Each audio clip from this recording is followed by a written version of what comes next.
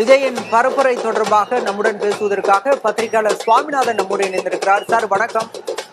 இரண்டாவது கட்டமா இந்த வாரம் காவிரி படுகை மாவட்டங்களுக்கு விஜய் போறாரு. இன்னும் சற்று நேரத்துல நாகப்பட்டினத்துல பரப்புரையை மேற்கொள்ளவிருக்கிறாரு. என்ன மாதிரியான தாக்கத்தை மீனவ சமுதாயத்துல ஏற்படுத்துவாரு இந்த சுற்றுப்பயணம்?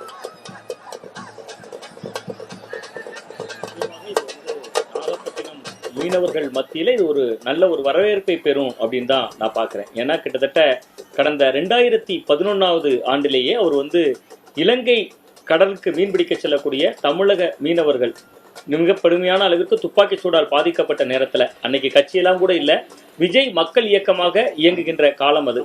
அந்த காலகட்டத்திலே 2011 ஆண்டுல இதே மண்ணிற்கு போய் நாகப்பட்டினத்தில் போய் மீனவர்களுக்காக ஒரு போராட்டத்தை விஜய் நடத்தியிருந்தார். அந்த போராட்டத்திற்கு கூட விஜய் அவர்களுடைய தந்தை S.A. சந்திரசேகர் அவர்களே தலைமை வகித்திருந்தாரு. ஸோ அந்த நாள்ல இருந்து தொடங்குது மீனவர்களுக்கும் விஜய்க்கும் இருக்கக்கூடிய அந்த பந்தம் அப்படிங்கிறது அப்ப இருந்தே ஒரு தொடங்கிருது அப்படின்னே நம்ம பார்த்துடலாம். அந்த வகையில இப்பொழுதும் அவர் வருகை தந்திருக்கிறார். இங்க பெரும்பாலான மீனவர்கள் மத்தியில அவர் நிச்சயமா இப்பவும் அதே பிரச்சனை இருக்கு. அன்றைக்கு பாத்தீங்கன்னா துப்பாக்கி சூடால் பாதிக்கப்பட்ட மீனவர்கள் இருந்தாங்க. இன்னைக்கு துப்பாக்கி சூடு சம்பவங்கள் தான் இல்லை. அதை விட கொடூரமாக தமிழக மீனவர்களுடைய விசைப்படகுகளை பறிமுதல் செய்யறது இன்னைக்கும் தொடர்ந்துட்டு இருக்கு. அது மட்டும் இல்லாம மீனவர்கள் கைது நடவடிக்கைகள் இப்ப அண்மை காலமா பாத்தீங்கன்னா கடந்த 2022, 23, 24 காலகட்டத்திலே இந்த 25வது ஆண்டுல கூட ஏராளமான படகுகள் முதல் முறையா ஏலத்துக்கு விடுறாங்க. இப்ப இங்க இருக்கக்கூடிய மீனவர்களுடைய விசைப்படகுகள் பறிமுதல் செய்யப்படலாம் ஏலத்துக்கு போகுது. இந்த மாதிரியான ஒரு சூழல்ல தான் அவர் அந்த பிரச்சனையை மீண்டும் பேசுவதற்கான இன்றைக்கு ஒரு வாய்ப்பு இருக்கிறது.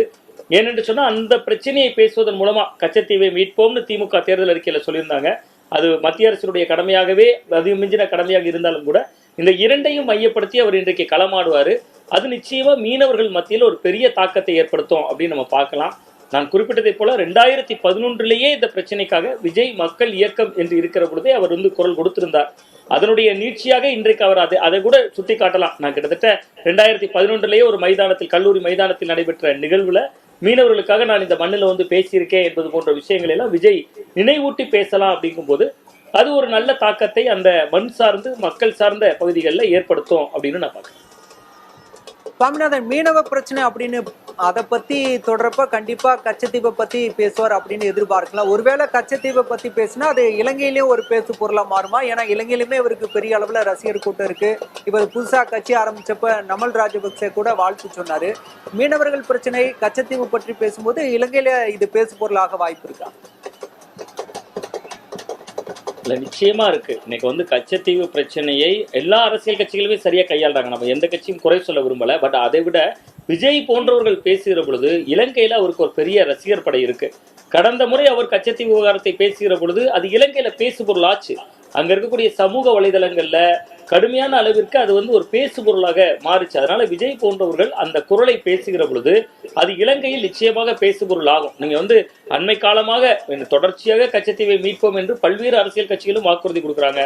கடந்த பாராளுமன்ற தேர்தல் நேரத்துல பாஜக கூட அதை சொன்னாங்க, கச்சத்தீவை தாரை வார்த்தது யாரு என்பது போன்ற விவாதங்களை எழுப்புறாங்க. ஆனா விஜய் போன்றவர்கள் பேசுகிற பொழுது அது தலைமுறை தாண்டி, அதாவது இன்றைக்கு இருக்கக்கூடிய இளம் வாக்காளர்கள் மத்தியில, புதிய வாக்காளர்கள் மத்தியில அது ஒரு பேசு பொருளாகும். அது நிச்சயமா இலங்கையில் இருக்கக்கூடிய ஒரு பெரிய அரசியல் தாக்கத்தையும் அது ஏற்படுத்துறதுக்கான ஒரு வாய்ப்பு இருக்கு. அதை தான் நம்ம தொடர்ச்சியா பாக்குறோம். விஜய் அவர்கள் அதை கடந்த முறை ஒரு முறை பேசுகிற பொழுதுதான் இலங்கையில் இருக்கக்கூடிய அரசியல்வாதிகளே அதற்கு விளக்கம்லாம் கொடுக்க வேண்டிய சூழல் இருந்துச்சு. அதனால விஜய் பேசுவது நிச்சயம் பேசு பொருள் ஆகும். அது அவர் இன்றைக்கு நேற்று பேசல, 2011 அவர் அந்த மண்ணிலிருந்து அந்த குரலையும் அவர் பேசியிருக்காரு. அப்படின்றதுடைய நீட்சியா தான் இன்றைக்கும் அவர் இதை பேசுவாரு அப்படின்னு நான் எதிர்பார்க்கிறேன்.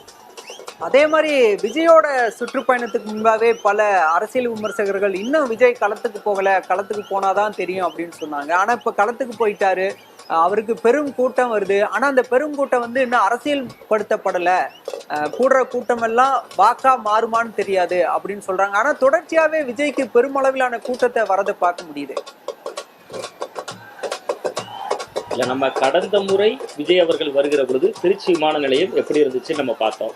இந்த முறை அந்த மாதிரியான அல்லூலம் இல்லை. அப்படிங்கிறப்பயே அந்த கூட்டத்தை ஒரு ஒழுங்குபடுத்துறதுக்கான ஒரு முயற்சிகள் ஓரளவு தமிழக வெற்றி கழகம் எடுத்திருக்காங்க அப்படின்னு தான் நான் புரிஞ்சுக்கிறேன். ஒன்று. இன்னொன்று, கூடுகிற கூட்டம் ஓட்டாக மாறாது அப்படிங்கிறதுல 2 வகையான பார்வைகள் இருக்கு. ஒன்று, எந்த அரசியல் கட்சியினுடைய கூட்டமா இருந்தாலும் வர்றவங்க எல்லாம் ஓட்டு போடணும்னு எந்த விதிகளும் கிடையாது. ஆனா அதை கடந்து கடுமையான வெயில்ல திருச்சியில ஒரு கூட்டம் கூடுறாங்க. நாகப்பட்டினத்துல காலை வரையும் மழை பெய்திருக்கிறது. அந்த மழை நேரத்தையும் பொருட்படுத்தாம கூட்டம் கூடுறாங்க.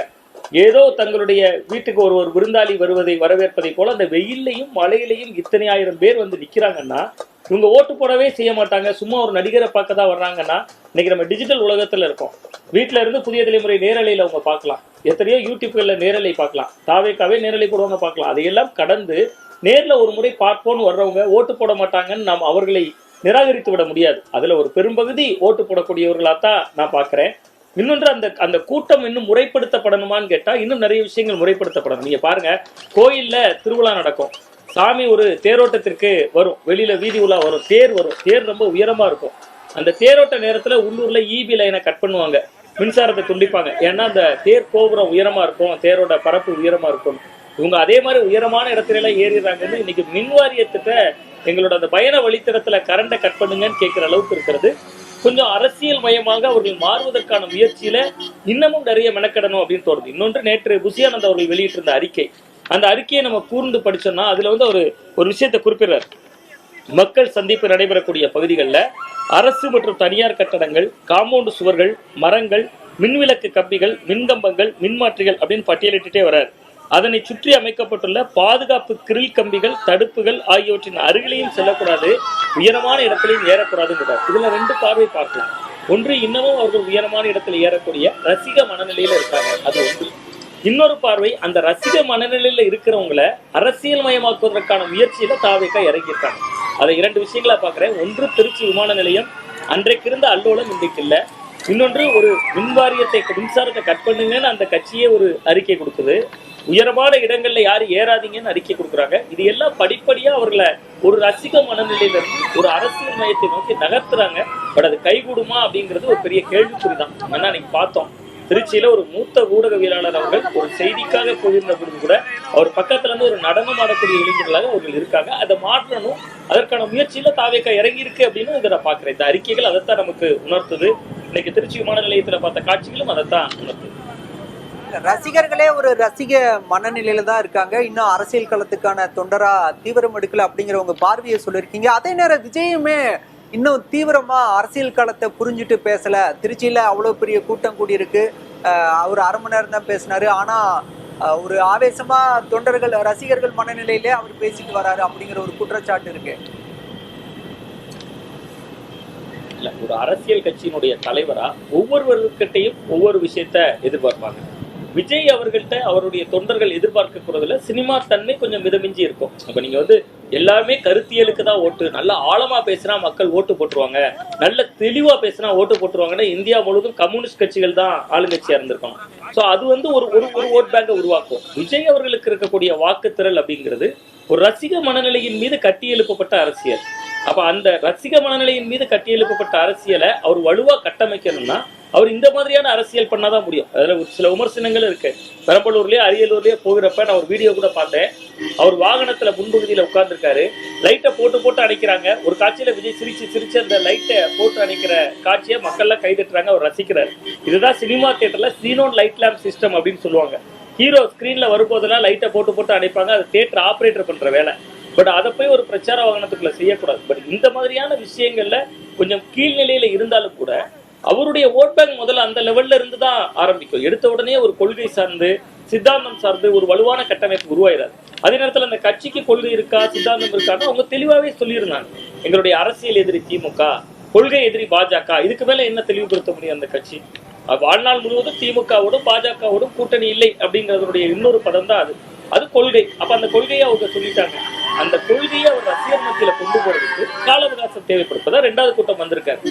முதல் கூட்டத்துல நம்ம பார்த்த காட்சிகள் அல்லோலப்பட்டுச்சு திருச்சி. இன்னைக்கு அந்த மாதிரி இல்ல. நாகப்பட்டினத்துல ஓரளவு முறைப்படுத்தப்பட்டது போல இந்த நொடி வரையும் காட்சி தருது. இனிமேல் மாறலாம், மாறாமலும் இருக்கலாம். பட் இது ஒரு நடிகராக இருந்து ஒரு அரசியல்வாதியாக வந்திருக்கக்கூடியவருக்கு ஒரு அவகாசம் தேவைப்படும். அந்த அவகாசத்தில் அவர் வந்து தன்னை பரிசீலனை செய்து கொள்வார். 7-8 மாதங்கள் இருக்கு, அதற்குள்ள அவர் பரிசீலனை செய்து கொள்வார் அப்படின்னு தான் நான் பாக்குறேன்.